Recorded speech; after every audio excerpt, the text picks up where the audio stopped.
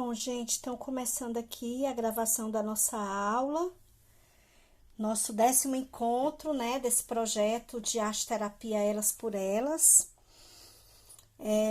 E aí, hoje, o nosso último encontro, nosso 10º encontro, nós vamos fazer uma gostosa retrospectiva nesses conteúdos maravilhosos sobre Maria Madalena, que nós tivemos a honra de estudar, a honra de aprender, porque eu me sinto realmente honrada por ter estudado, por ter acessado esses conhecimentos. Lembrando que o Evangelho de Maria Madalena, ele foi descoberto aonde? No Egito, em 1896. Segundo historiadores, esse códex, ou seja, esse livro antigo, ele foi escrito do final do século IV para o século V. Então, acredita-se que o livro de Maria Madalena foi escrito lá no final do século IV para o século V, né? E foi encontrado no Egito. O Evangelho de Maria Madalena é o primeiro livro do Códice de Berlim e aparentemente continha 19 páginas, porém faltam 9 páginas. Gente, peraí, lembrete, o que é Códice de Berlim? É um desses códex que tinham alguns livros. Não tinha só o livro de Maria Madalena. Outros livros faziam parte desse Códice de Berlim, inclusive o de Maria Madalena. Foram encontrados cópias. Alguém tá aí com o microfone ligado? A Dani tá querendo entrar? Só um minutinho. Peraí que eu vou aceitar aqui.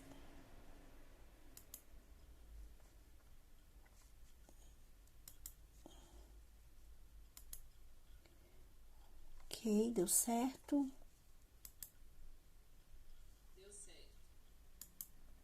Então, seja bem-vinda, Dani, boa noite. Então, foram encontrados cópias diferentes desse evangelho em cidades perto de Nag Hammadi. O que é Nag Hammadi, gente? Aquela biblioteca que foi descoberta. Que tinham mais ou menos 13 códex nessa biblioteca Nag Hammadi.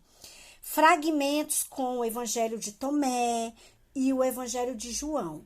Sinal de que esse evangelho de Maria Madalena circulava por comunidades cristãs primitivas. Isso não era comum, segundo os arqueólogos. Alguns estudiosos consideram esse texto como gnóstico.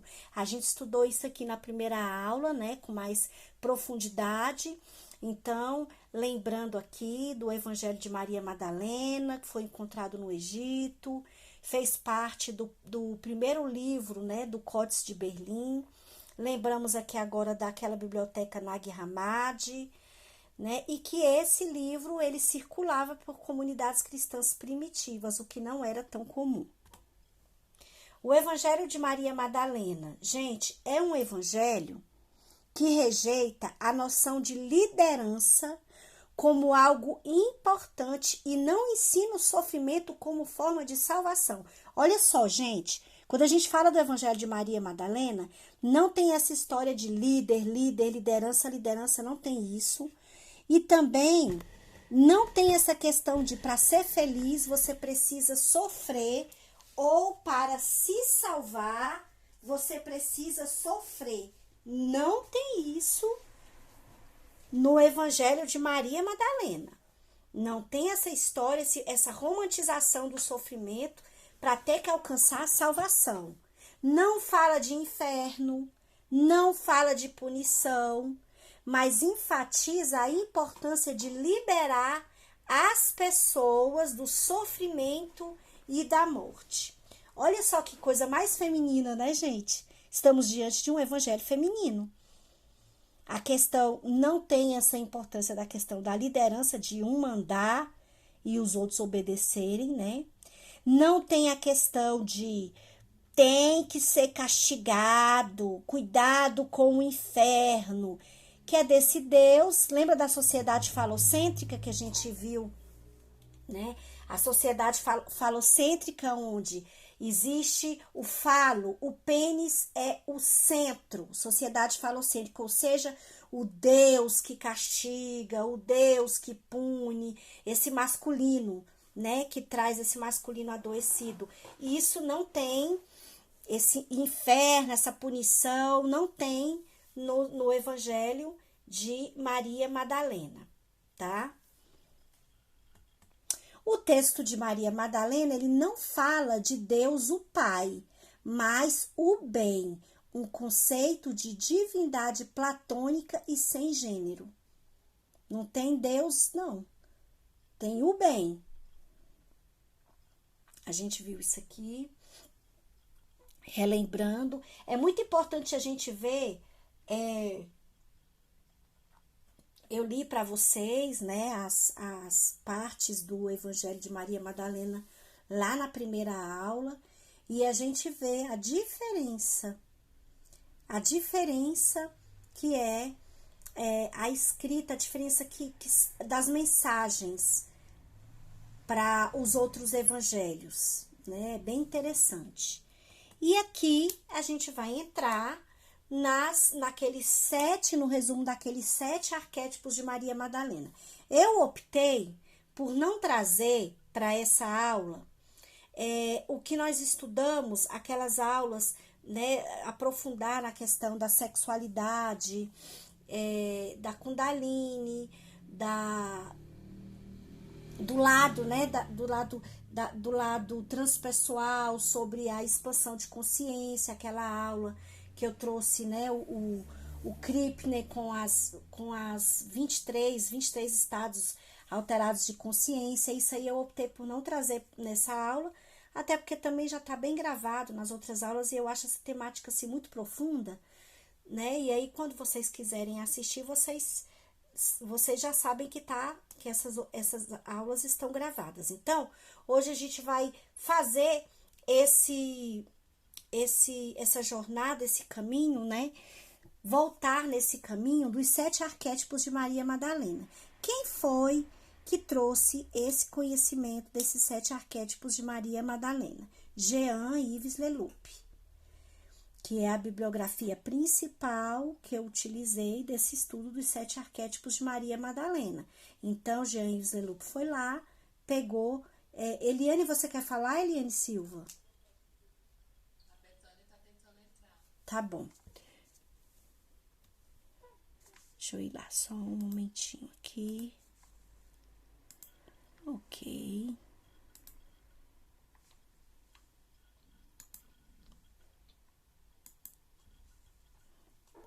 Então, boa noite, Betânia, seja bem-vinda. Boa noite. Seja bem-vinda. Então, continuando aqui a gravação, né, e a explicação da nossa revisão, né, nós vamos olhar para esses 7 arquétipos que Jean-Yves Leloup pegou Maria Madalena, a história de Maria Madalena, e dividiu nesses 7 arquétipos, que foram os 7 arquétipos que nos trouxeram tantas informações preciosas para o nosso autoconhecimento. A gente vai lá antes da gente adentrar no primeiro arquétipo, que é a mulher de desejos desorientados, eu trouxe essa imagem, Madalena, a imagem do pecado, né? Que é um quadro desse artista. Madalena, a imagem do pecado. Quando a gente vai estudar, a gente que já estudou, né, a história de Madalena, a gente se sente até constrangida do quanto Madalena foi desrespeitada. Inclusive o Papa Francisco falou isso, né? Ele pediu desculpa numa missa em 2016, se não me engano, pediu desculpa para Maria Madalena por ela ter sido tão maltratada, por ela ter sido tão desrespeitada, por ter recebido o nome de prostituta, por ter recebido o nome de pecadora. Então, Madalena, a imagem do pecado. Lembram que eu trouxe a história, né, de Santa Teresa d'Ávila, que era uma santa que ela era devota, fervorosa de Maria Madalena? Lembra? Inclusive que muitos conventos tinham Maria Madalena como protetora, padroeira. Maria Madalena padroeira, ela é padroeira de diversos conventos. Pois é, a Santa Teresa d'Ávila, que foi quem abriu, né, conventos também, ela era uma devota fervorosa de Maria Madalena. E aconteceu uma coisa muito interessante, porque do século XVI, né, para o século, não tá dando para enxergar aqui direito,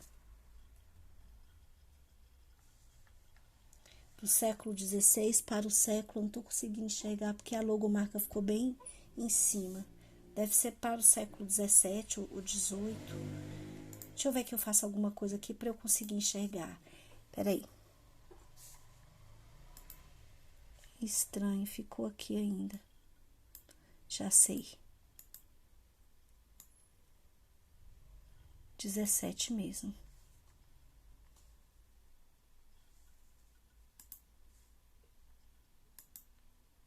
Para o século XVII. O culto da prostituta arrependida, né? Na passagem do século XVI para o século XVII. O que aconteceu aqui? A sociedade começou a pregar essa história, que Maria Madalena era uma pecadora e prostituta, mas que ela se arrependeu dos pecados dela e virou uma santa. A igreja começou a trazer esses ensinamentos. E aí, esse culto da prostituta arrependida fez com que muitas prostitutas saíssem das ruas e fossem para os conventos. Elas se convertiam e viravam freiras. Tudo isso inspiradas, né, na história de Maria Madalena. Então, esse culto de se arrependam. Vocês que estão na rua, olha, existia uma prostituta também, que ela virou santa. Então, vocês também podem virar santas. Lembra que a gente estudou isso? E aí, em 1634, veio a história, né, da possessão das freiras de Landau na França, né, não sei se é assim que pronuncia, a possessão das freiras de Landau, onde as freiras começaram em grupo a incorporar demônios, a incorporar espíritos, e isso foi tomando uma proporção tão grandiosa que se transformou num espetáculo, onde certa vez um jornal francês, né, lá de Laudon, afirmava que tinha 2.000 pessoas assistindo esse evento da possessão das freiras. O que acontecia nesse evento? As possessas eram jovens que provinham da pequena nobreza, com boa formação cultural, olha lá, hein? Com boa formação cultural. Ao que tudo indica, conheciam a literatura demonológica. Suas crises tinham início, primeiro começava com ataques epiléticos, depois elas faziam movimentos violentos, simulavam o ato sexual, diziam palavrões e em seguida, afirmando-se possuídas, começavam a denunciar padres incrédulos e desafetos. Gente, quando a gente estuda Maria Madalena, é muito importante a gente estudar essa história, né, da possessão das freiras de Landau. Por quê? Porque essas freiras, nesse período aí, que foi o período onde veio o culto da prostituta arrependida, esses conventos, a maioria desses conventos, a padroeira era Maria Madalena. Lembra lá daquela passagem da Bíblia que dizia que teve a mulher que Jesus tirou os 7 demônios? Então, muitos afirmam que era Maria Madalena, mas historiadores afirmam que não era Maria Madalena essa mulher que tinha os 7 demônios. Mas aí pegaram essa Maria Madalena, prostituta e que incorporava 7 demônios, E isso, de certa forma, participou ali do inconsciente coletivo e pode ter realmente se materializado, se concretizado.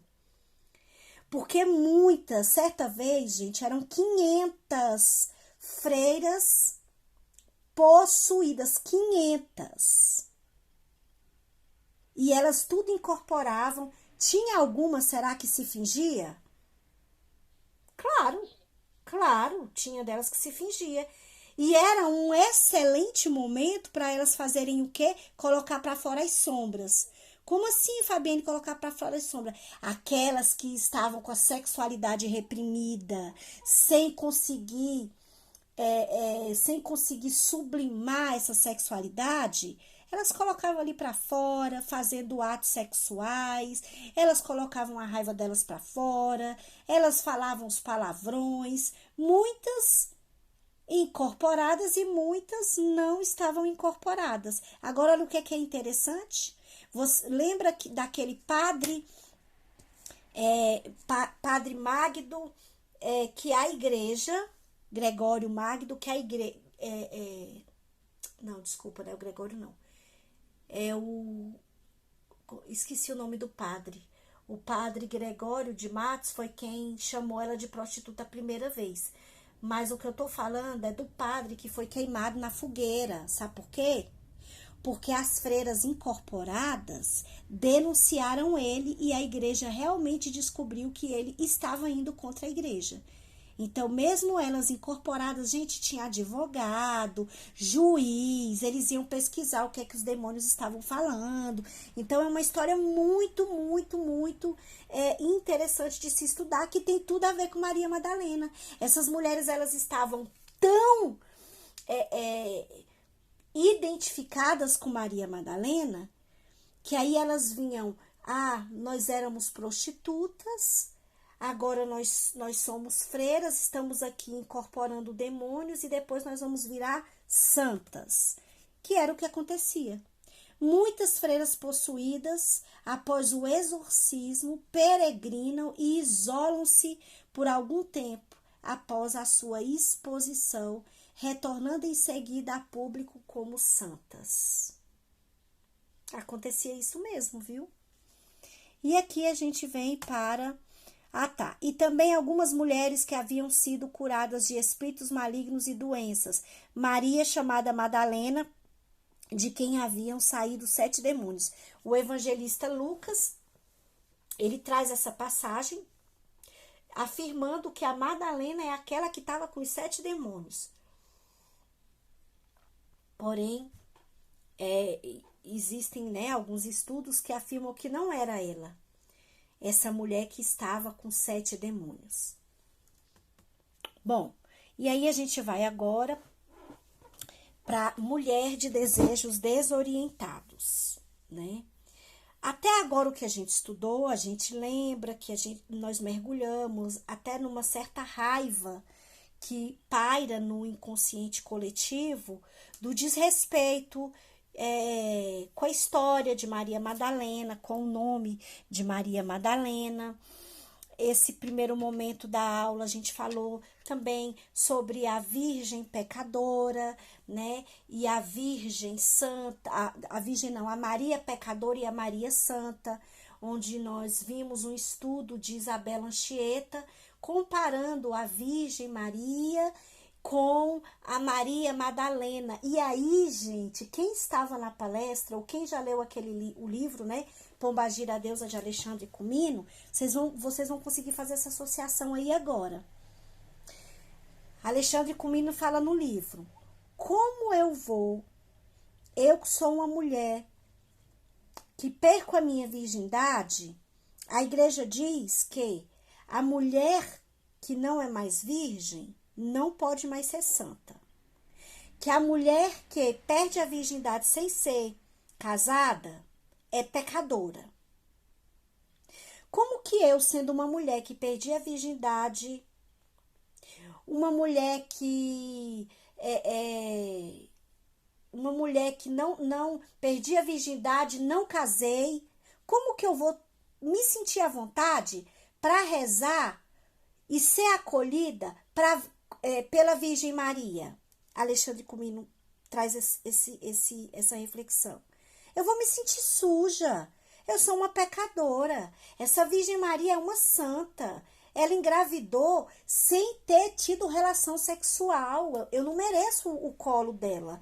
Eu não mereço o acolhimento dela. E aí, Isabela Anchieta, lá na nossa primeira aula que a gente conversou sobre isso, ela fala que a Maria Madalena é a Maria que vai acolher as outras mulheres.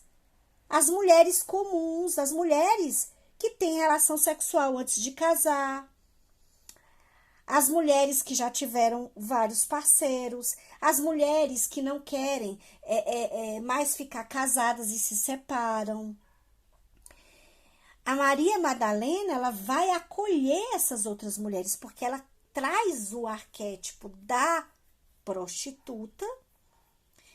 E aí, olha só como isso casa exatamente com o que Alexandre Comino fala lá sobre o arquétipo da pombagira. Lembra? Que ele diz que as mulheres, essas outras mulheres, que ficam envergonhadas por não serem santas, elas são acolhidas pela pombagira, elas são acolhidas por Maria Madalena, elas são acolhidas por mulheres que conhecem as dores delas. Desculpa. Elas são acolhidas por mulheres que acessam a dor delas. Se a Virgem Maria casou virgem e engravidou virgem, ela não sabe a dor que aquela mulher prostituta, aquela estuprada, ela não conhece essa dor. Como é que ela vai acolher essa mulher? Né? Então, assim, esse estudo que a Isabela Anchieta trouxe no livro dela e que casa muito bem com o que Alexandre Comino fala naquele livro. Então, falando aqui do primeiro arquétipo, a mulher de desejos desorientados, o primeiro arquétipo, ela é uma mulher que quer tudo, o homem e Deus. Não somente o homem só não lhe basta, porque ela está na terra, está em seu corpo. Ela quer os dois. Ela quer a síntese. Então, eu convido vocês agora. A mulher de desejos desorientados foi o primeiro arquétipo que a gente estudou. Olhando para a jornada, para a nossa jornada de 5 meses, ainda passou até um pouquinho mais de 5 meses, que desejo desorientado, não precisa de vocês falarem agora, tá? Porque como eu tô gravando, mas vocês podem anotar aí, porque é um material interessante para vocês. Que desejos desorientados que vocês apresentavam no início da nossa jornada de arte-terapia e que hoje vocês percebem que já está em equilíbrio. Eu lembro que nessa aula a gente falou sobre a compulsão por comprar, a compulsão por sexo, a gente falou sobre a compulsão até por estudo, a gente falou desejos desorientados, sobre a nossa relação com a comida, com o corpo, com o dinheiro. A gente foi apresentando aqui diversos desejos que naquele momento estavam desorientados na nossa vida. E agora, olhando para nós e para essa jornada de quase 6 meses, que desejo que estava desorientado naquela época e que hoje vocês sentem que esse desejo deu uma equilibrada. Apenas pensem aí e apenas reflitam. Qual foi o desejo desorientado que você sente que deu uma equilibrada? Esse arquétipo dos desejos da mulher dos desejos desorientados traz a questão também, né, segundo Jean-Yves Leloup, sobre os 7 demônios. Quem seriam esses 7 demônios? A cólera, o ciúme, o desespero, a inveja e todas as emoções que nos possuem. Então, Nesses quase 6 meses, nós acessamos ou expulsamos algum desses 7 demônios? Nós expulsamos a cólera, nós expulsamos o ciúme, nós expulsamos o desespero, a inveja ou outra emoção que porventura tenha nos possuído em algum momento? É como se Maria Madalena explodisse na multidão dos seus desejos. Eu amo essa imagem. É como se ela explodisse na multidão dos desejos dela. Olha que é muito forte estudar essa questão da mulher dos desejos desorientados. Porque aquilo que a gente acha que pode ser uma empolgação, uma euforia, uma coisa que nos faz bem, isso pode estar em desequilíbrio. E isso pode ser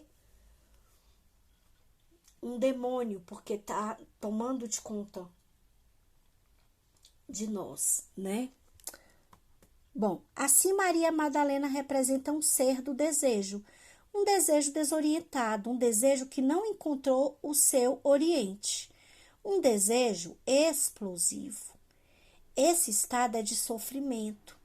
Ter tantos desejos em nós e não sabermos o que verdadeiramente desejamos, não encontrarmos aquilo que verdadeiramente desejamos e estarmos insatisfeitos com aquilo que encontramos. Nossa, essa frase é muito forte mesmo, né? Então, assim, essa euforia, esses desejos explosivos, às vezes a gente não sabe nem o que a gente verdadeiramente deseja, entendeu? A gente nem sabe o que está desejando. E aí, quando a gente encontra, a gente ainda fica insatisfeita. Então, esse é o arquétipo da mulher de desejos desorientados. E aí a gente pode ver, ok, o que já passou, o que nós conseguimos já, quais os desejos que nós já conseguimos orientar, né? E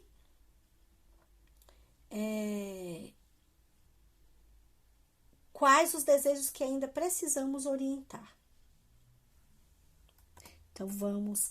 Através do encontro com Jesus, Maria Madalena descobre a paz dentro de si mesma. Nesse encontro com essa consciência crística, esse desejo dela, esse encontro com o sagrado, esse encontro com o ser divino, fez com que os desejos dela se equilibrassem e ela finalmente encontrasse a paz.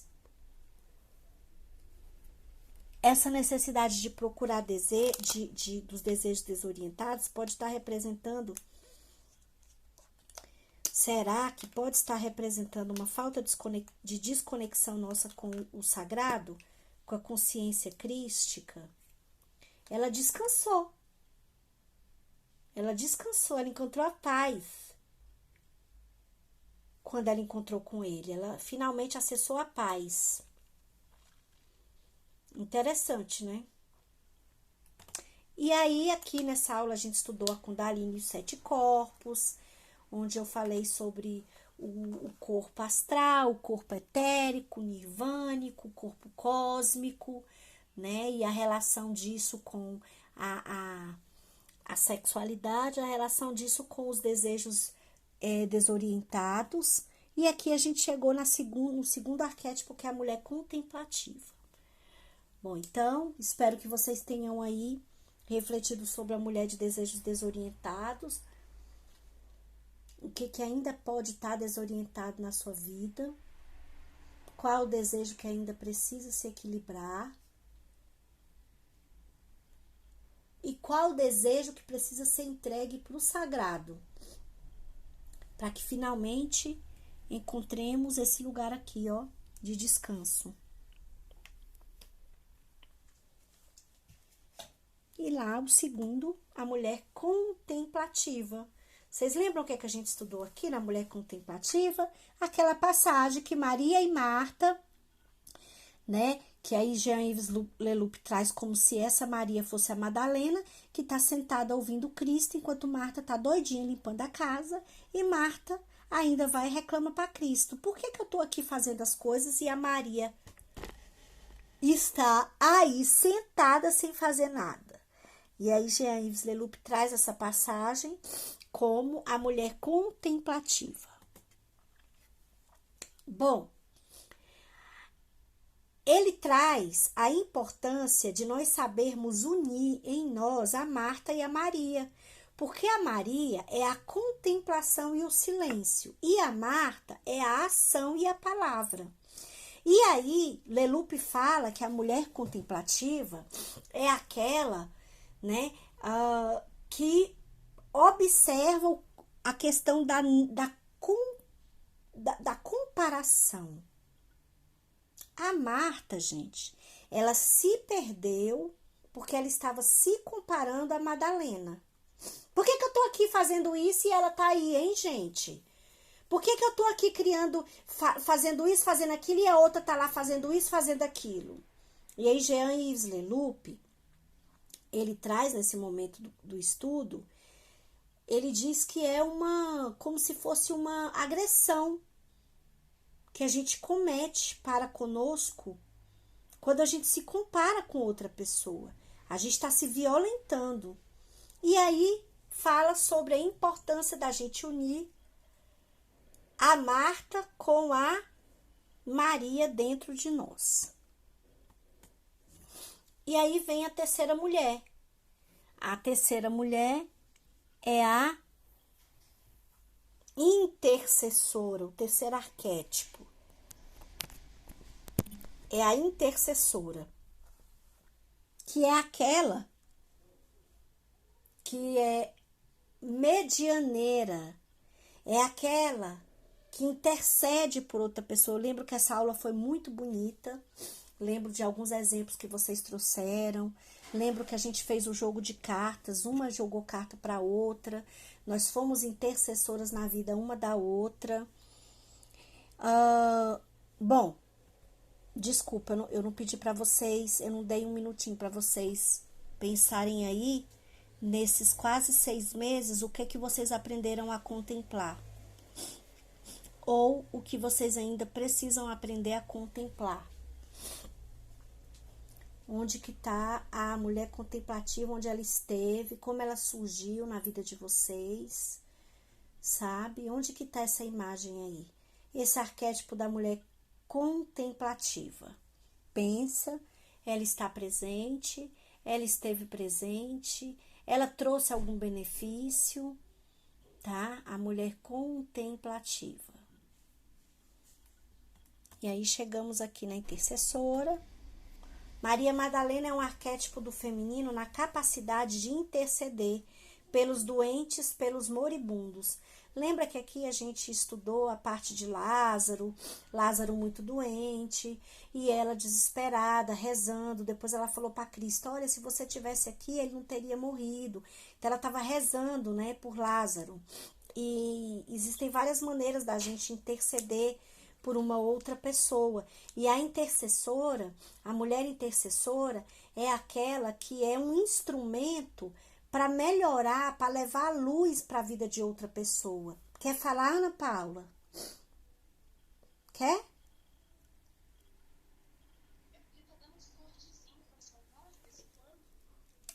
Será que é a sua internet ou a minha? Deixa eu ligar aqui meus dados móveis. Liguei meus dados móveis. Se for a minha, vai melhorar.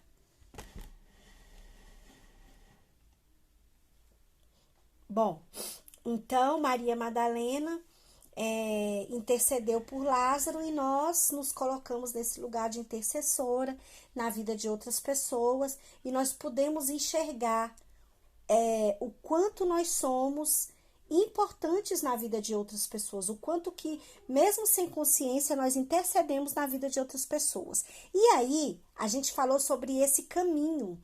Eu achei muito linda essa progressão do caminho de Maria Madalena que Jean-Yves Leloup nos traz, que é: primeiro, aquela mulher de desejos desorientados, ela estava, a mulher de desejos desorientados, ela estava no meio da multidão. No meio da multidão. Aí, ela se recentra, encontra o centro dela quando ela encontra Cristo. Não foi? Ela estava nos desejos desorientados, sem saber nem o que desejava, mas era desejo, desejo, desejo. De repente, ela encontra o sagrado e esse equilíbrio, e aí equilibra aquela energia dos desejos desorientados. Beleza, se recentrou. E aí ela contemplou a presença do ser. Como é que ela contemplou? Quando ela sentou e ficou ouvindo Cristo, enquanto Marta estava desesperada arrumando casa, ela começou a contemplar a presença do ser fora e do ser dentro dela também. Olha que bonito. A gente está na euforia, a gente está na loucura, na loucura, na loucura. De repente a gente encontra o sagrado que habita em nós, a gente descansa e recentra, entra em nós. E aí depois a gente contempla a presença do ser. A gente chega no momento de contemplar. E aí a gente dá passagem para a compaixão. Ele diz que a mulher intercessora, ela faz esse caminho aí, ó. E ele diz que a mulher intercessora é aquela que acessa a compaixão. Eu lembro que a gente falou muito sobre isso. Então, onde que a mulher intercessora está atuando em nossas vidas? Onde ela se apresentou nesses quase 6 meses que estivemos aqui juntas nesse estudo? Onde ela se apresentou? A mulher intercessora, né? Então, façam aí esse exercício de refletir onde ela se apresentou.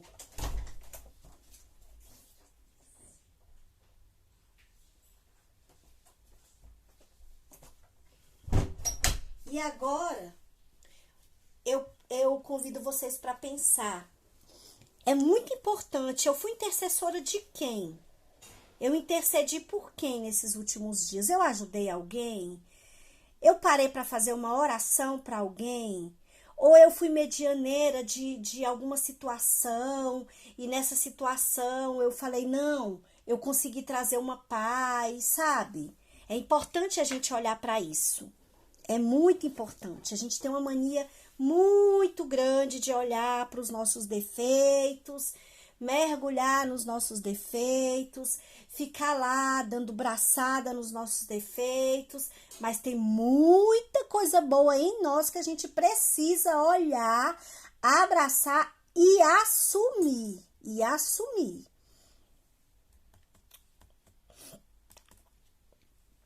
O quarto arquétipo foi a mulher profetiza. Lembra que a Maria Madalena fez o perfume, entrou lá no salão, molhou a cabeça de Cristo, né? Vocês lembram dessa passagem? Antes de Cristo ser crucificado? Bom, o que aconteceu? Lembra lá da mulher contemplativa, a intercessora que tem compaixão? A mulher profetiza, gente, é aquela que tem uma visão que não é comum. Foi aqui nessa aula que eu falei sobre os estados não ordinários de consciência, que nos permitem pressentir o futuro. Maria Madalena pressentiu o futuro. Essa atitude dela de ir lá jogar o perfume na cabeça de Cristo representa pressentir o futuro. Olha aqui. O Evangelho nos fala que Maria Madalena vai de novo tomar o seu perfume e dessa vez vai derramá-lo, não sobre os pés, mas sobre a cabeça de Jesus. O texto nos diz que esse perfume devia ser guardado para o momento de sua morte. Esta cena tem lugar pouco tempo antes da paixão. Portanto, antes que todos os outros, Maria Madalena adivinhou o que ia se passar. E por seu gesto, nos diz Jesus, profetiza a sua morte. A morte dela, gente, profetizou. O gesto dela profetizou a morte de Cristo. Há em nós essa capacidade de pressentir o futuro. Ok, cadê a mulher? Profetiza em nós. o gesto simbólico e feminino que profetiza, segundo Jean-Yves Leloup. A emoção mais bonita pela qual podemos passar é a mística. Ela é propagadora de toda a arte e ciência verdadeiras. Aquele para quem esta emoção é uma desconhecida está praticamente morto. Olha só, uma frase de Einstein, né? Falando sobre o misticismo, né? Dessa questão, dessa situação da profetisa.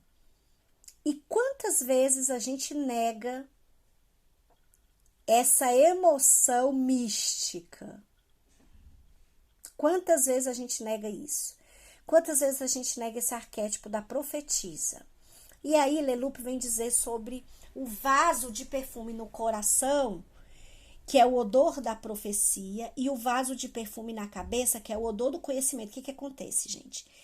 Nesse arquétipo da profetisa, lembra que eu trouxe para vocês que Judas Iscariotes, ele criticou Maria Madalena, dizendo que ela gastou dinheiro à toa, comprando lá os óleos para fazer o perfume, e que tinha que dar dinheiro porque tinha muita gente passando fome e tal. Aí, Jean-Yves Leloup fala que é necessário esse equilíbrio entre o coração e a cabeça. Lembra que eu falei nessa aula que Jean-Yves Leloup ele traz o casamento que precisa ter em nós de Judas Iscariotes e Maria Madalena.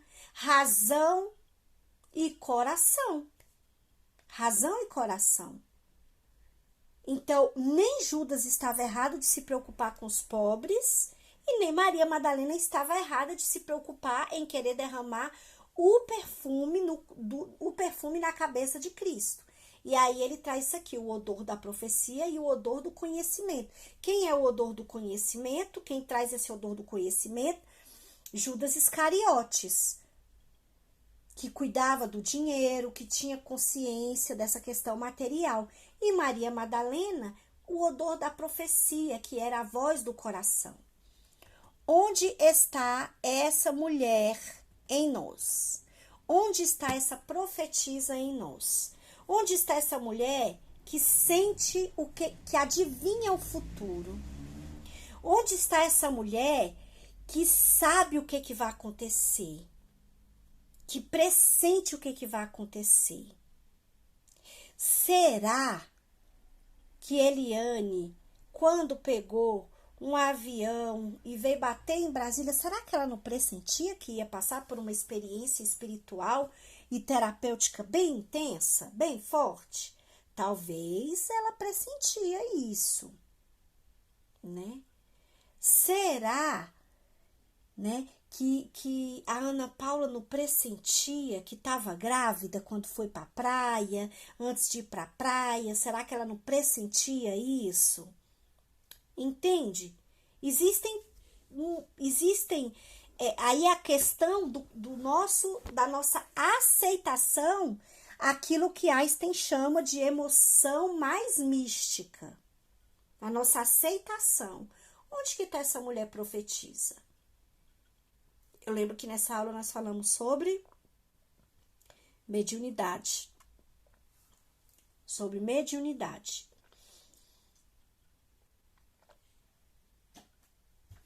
Parem para pensar aí nesse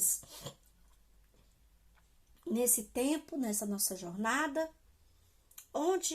quando se apresentou a mulher profetisa, o que ela trouxe ou o que ela está trazendo ainda, se ela se apresentou ou não. Quem é essa mulher profetisa? A mulher profetisa é aquela que traz uma mensagem que as outras não conhecem ainda. Outras pessoas não conhecem. Lembra do Jonas da baleia? Lembra? Ele era um profeta. Deus falou para ele: Jonas, vai lá e diga para o povo lá da cidade de Nínive que se eles não mudarem de comportamento, eu vou destruir a cidade e a vida de todo mundo. O profeta, aquele que traz, aquele que que professa, que traz o novo, que traz uma mensagem que os outros não conhecem. Será que somos ou não mulheres profetizas na vida de outras pessoas? Somos, não somos? Será que nós somos mulheres que trazemos uma consciência nova, apresentamos uma nova consciência para outras mulheres ou para outras pessoas? Pessoas que acham que só existe o caminho A na Terra, de repente a gente fala, olha, tem o caminho B e o caminho C. Será que eu não estou sendo uma profetisa quando eu faço isso? E o quinto, que é a acompanhante de moribundos. A acompanhante de moribundos, eu lembro que foi uma aula muito forte também, muito especial, onde Jean-Yves Leloup fala que a acompanhante de moribundos é aquela energia, é aquele sentimento bem feminino dentro de nós e que a gente precisa olhar para a morte, para o luto, para os encerramentos de ciclo e vivenciar as nossas dores. E ele trouxe também, diante do sofrimento e da morte, não devemos ter medo de nossas emoções.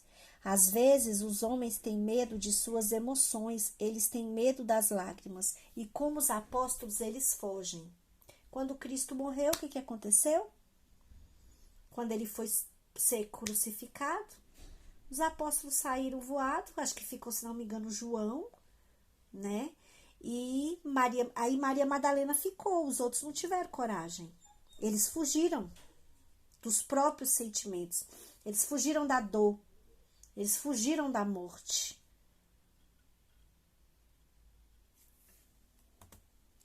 E aí, Jean-Yves nos traz que é necessária a gente expressar a nossa dor, o nosso luto. Porque isso é uma reconciliação com o nosso feminino. O homem que não expressa a dor, ele não está reconciliado com o feminino dele. Nós, mulheres, quando nós não expressamos a nossa dor, nós não estamos reconciliadas com o nosso feminino. E aí, Leloup nos diz que expressando a nossa dor, nós vamos estar protegendo o nosso corpo de somatizar e de adoecer. Que os lutos e os ciclos precisam ser encerrados, vivenciados e expressados. E que Maria Madalena é aquela mulher que nos ensina a olhar de frente para a morte. Ela encarou, ela foi até o final. Ela assistiu Cristo ali sendo crucificado. E o masculino em nós faz com que nós fujamos da dor. Uma amiga passa por uma dor, por um problema, o que é que a gente faz?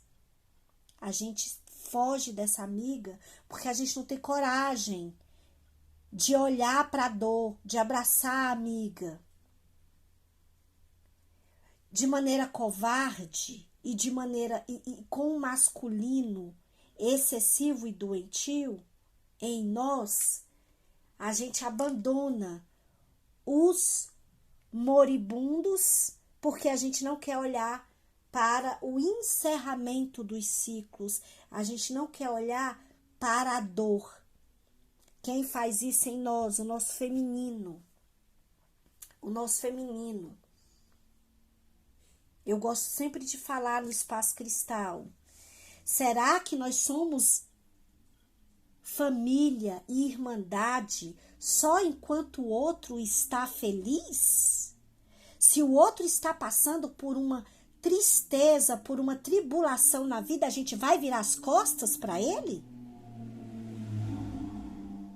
Eu gosto muito de falar isso, porque eu sou uma pessoa muito alegre, muito espontânea, muito divertida. E aí, quando a Fabiane, que é alegre e divertida, tá triste, ela não serve, a companhia dela não serve, não? Só serve quando ela tá colocando os outros para cima, feliz, animada. Então vamos repensar sobre isso. Porque todo mundo na face da terra tem esse momento aí, dessa imagem aí, ó. Todo mundo na face da terra passa por isso aí.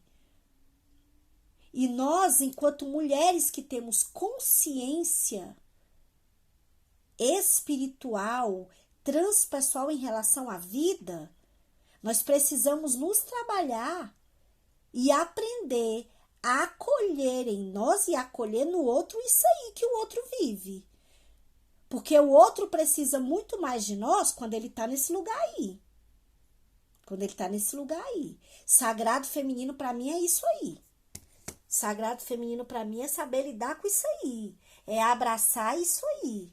Em nós e nas outras e em outras mulheres. E em outros homens. Bom, nós falamos, né, da acompanhante de moribundos e nós trouxemos a relação de Yansan, da orixá Yansan, com Maria Madalena. Nós trouxemos alguns pontos em comum delas duas: a transgressão, a coragem, a autonomia, a independência, a autenticidade. E nós falamos da importância de nós encerrarmos ciclos. Yansan é a orixá que direciona aquilo que está morto.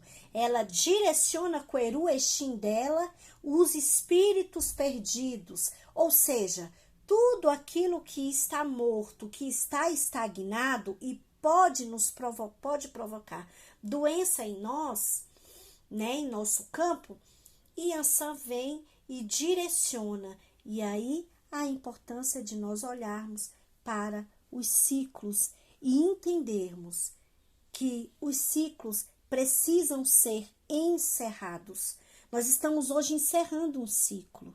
O ciclo do grupo de arte-terapia, turma 2, Elas por Elas. Nós sentiremos saudades, nós sentiremos falta, nós sentiremos um sentimento, nós teremos um sentimento gostoso, porém, nós precisamos desse encerramento. Tudo encerra, tudo se encerra aqui na Terra, para que o novo possa surgir. Precisamos encerrar ciclos nas relações interpessoais para que o novo possa surgir. Aqui nós falamos de relacionamentos que não têm, relacionamentos que já estão findados e a gente fazia e a gente segura ou segurava. E nós temos inúmeros exemplos de encerramentos de ciclos nas relações interpessoais. A gente falou sobre parceria de trabalho, eu me recordo bem, parceria de trabalho que precisou ser encerrada. Então, assim, relacionamento amoroso que precisou ser encerrado. Eu lembro que essa aula ela foi bem especial e agora eu peço para vocês pararem para pensar. Onde é que essa mulher, acompanhante de moribundos, que precisa aprender, passar pelo luto, onde é que ela esteve nesses meses? Onde é que ela foi chamada nesses meses a olhar de frente para a morte? A olhar de frente para a morte. A gente precisa trabalhar a nossa consciência, gente, de finitude aqui na Terra. De tudo. De tudo. Quanto mais olhar para a vida com os olhos do espírito, a gente vai sofrer. Mas sofrer com consciência é menos doloroso. Sofrer com consciência é menos doloroso. Cristo falou para os apóstolos, falou para Maria Madalena: olha, meu dia está findando. Eu vou morrer, hoje é a última ceia que eu faço com vocês e tal, e tal, e tal. Ele falou, ele tinha consciência. E ele trouxe a consciência para eles. E eu fico imaginando a naturalidade dele de falar, olha, minha casa não é essa aqui não. Eu tô aqui só de passagem. Eu tô aqui só de passagem. E aí? Será que a gente entendeu que a nossa profissão pode ser só uma passagem? Sei lá, daqui a pouco vai que a gente queira mudar de profissão. E aí a gente tem que se despedir da outra profissão. Será que a gente parou para pensar que o nosso ambiente de trabalho pode ser só uma passagem, que o lugar que a gente mora, que as pessoas que estão conosco, que tudo isso pode ser só passageiro? A gente tem tanto pavor que a gente nem para pensar sobre isso. De tanto pavor que a gente tem. Daí a importância, eu diria até terapêutica, das pessoas que costumam de vez em quando ir no cemitério para fazer reza. Eu acho que no aspecto inconsciente ou até consciente, essas pessoas que costumam visitar o cemitério, acender vela e rezar, como por exemplo aqui no grupo eu e Eliane, né?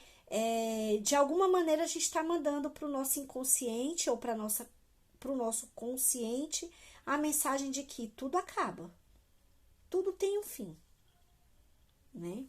Bom, então parem para pensar o que ciclo está encerrando ou quais foram os ciclos que foram encerrados a partir do contato do arquétipo da acompanhante de moribundos. E aqui a gente vem para o penúltimo arquétipo, que é a mulher testemunha da ressurreição. Ela foi a testemunha da ressurreição. A primeira que viu Cristo, gente, a primeira que viu Cristo ressuscitado. Depois da morte, a primeira que viu Cristo. Há um mergulho através da morte, para o além da morte. E é assim que Maria Madalena, porque olha a morte de frente, ela vai ser a primeira testemunha da ressurreição. Por isso, ela adiciona algo à nossa experiência. Porque se fugimos da morte, e isso não é mesmo possível, não poderemos ir ao outro lado, ao além da morte. Então, esse arquétipo, que é o da testemunha da ressurreição, é aquele que fala assim, olha, se você não deixar morrer, você não vai crescer. Porque você não vai testemunhar o que tem além da morte. Você não vai testemunhar. E essa consciência que as pessoas que passam pela experiência quase morte, elas trazem essa consciência. E elas passam a olhar para a morte com outros olhos.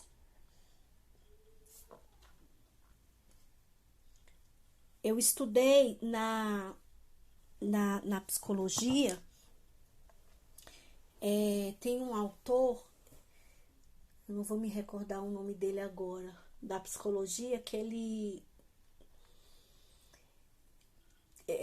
fez uma pesquisa dos pacientes que estavam internados no hospital, né, com doenças graves. E ele fez a pesquisa comparando os pacientes que não olhavam para a morte, que não pensavam na morte, para os pacientes que olhavam para a morte e tomavam consciência da morte. Vocês sabem quais foram os pacientes que mais sobreviviam? Aqueles que olhavam para a morte. Aqueles que olhavam para a morte. Foi o grupo, as pessoas que mais sobreviveram foram aquelas que sabiam, que tinham consciência da finitude da vida. Aqueles que olhavam só para a vida com o olhar só de alto astral, não, o olhar positivo, assim, não vou viver, vou isso, vou aquilo, aqueles que não aceitavam a morte, eram os que mais morriam. Isso foi feita uma pesquisa. Então, observem aí, o que é que vocês testemunharam? Em que momento a testemunha da ressurreição entrou na vida de vocês? que vocês testemunharam? Por exemplo, um ciclo que se encerrou e uma coisa nova que brotou. Vamos imaginar aqui. Nossa, Fabi, acabou hoje o grupo Elas por Elas e amanhã começa outro projeto, outro grupo, outra coisa. Você vai estar sendo testemunha da ressurreição. Morreu Elas por Elas e nasceu uma outra coisa. O que você viu morrer na sua vida e nascer outra coisa durante esse período? Para pensar aí. Alguma coisa você viu morrer para que outra coisa pudesse nascer. Ah, eu mudei de casa. Ok, você viu morrer aquela sua moradia para renascer. Ah, eu me separei no casamento e tô morando sozinha. Ok, então você viu morrer essa relação e você é testemunha da ressurreição da sua individualidade, da sua liberdade. E por último, gente, a mulher iniciadora. Lembro que essa aula foi muito especial, inclusive ela está aberta lá no YouTube. A mulher iniciadora, e aí Yves Leloup vem falar sobre o quanto que nós esquecemos quem é Maria Madalena. Como assim Maria Madalena é conhecida como prostituta e pecadora? Ela é uma iniciadora.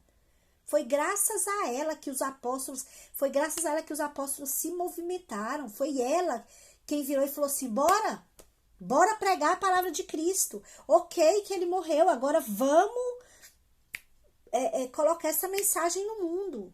Foi ela. Quando ela molhou os pés de Cristo a primeira vez, aquilo era uma iniciação que ela estava fazendo. Maria Madalena é uma mulher iniciadora.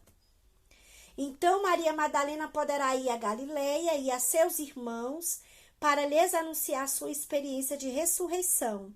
Ela vai ser a apóstola dos apóstolos, a primeira testemunha dessa realidade. E se verá que esse testemunho algumas vezes será difícil de ser compreendido. A partir desse momento, Maria Madalena se torna como que o arquétipo da iniciadora, daquela que inicia. Não chorem, isso aqui está no Evangelho de Tomé. Não chorem, não permaneçam na tristeza e na dúvida, porque a sua graça está por inteiro em vocês. Isso é Maria Madalena falando para os apóstolos. Devemos louvá-lo por sua grandeza, porque ele nos fez homens, seres humanos. Dizendo isso, Maria transformou seus corações e eles puderam sair e anunciar o evangelho. Ela transformou o coração dos apóstolos. Nesse texto se vê bem a personagem de Maria como iniciadora, como a apóstola dos apóstolos. Vai ocorrer então todo um discurso onde ela tentará fazer com que seus irmãos, estes homens, compreendam a sua experiência de ressuscitada, a presença do ressuscitado nela e neles. Ele está ressuscitado em vocês. Vambora, se mexam. É verdade que na rejeição de Maria Madalena, na tradição que vai se seguir, se insistirá unicamente em seu aspecto de pecadora, esquecendo de falar no seu aspecto de iniciadora e iniciada. Neste sentido, é uma pena que muitos dos seus aspectos tenham se perdido. Ok. Onde é que está a mulher iniciadora em nós? Quais as pessoas que nós iniciamos? Onde que está a mulher iniciadora? Aquela que vira para outra e fala: vamos, levanta, muda de vida? Pensem aí onde está a mulher iniciadora. Eu vou encerrar aqui a gravação da nossa última aula para que a gente possa conversar melhor.